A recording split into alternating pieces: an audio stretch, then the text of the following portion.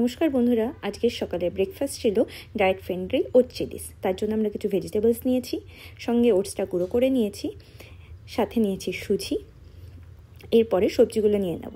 প্রথমে গাজর, তারপরে ক্যাপসিকাম, টমেটো, পেঁয়াজ, ধনেপাতা, দুটো কাঁচা লঙ্কা, দই,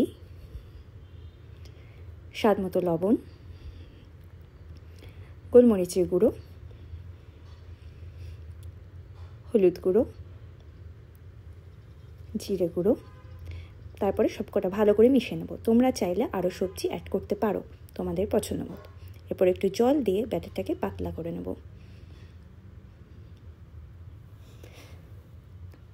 ব্যাটারটা কিছুক্ষণ রেস্টে রাখবো 10 মিনিট, যাতে এটা ভালো করে জলটা টেনে নেয়। তারপর কড়াটা ভালো করে গরম করে তেল দিয়ে ব্যাটারটাকে ভালো করে দিয়ে দেবো এবং ব্যাটারটাকে চারিদিকে ছড়িয়ে দেবো, যাতে চিলিসটা একটু পাতলা হয় এবং তাড়াতাড়ি কুক হয়ে যায়। আস্তে আস্তে চারিদিকে ছড়িয়ে দেওয়ার পর এটাকে ঢাকা দিয়ে দেবো। ঢাকনাটা তুলে দেবো, একটা সাইড হয়ে গেছে।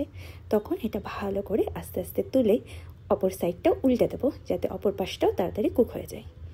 এরপর আমাদের চিলিসটা রেডি। দেখো বন্ধুরা, কেমন হয়েছে জানিও।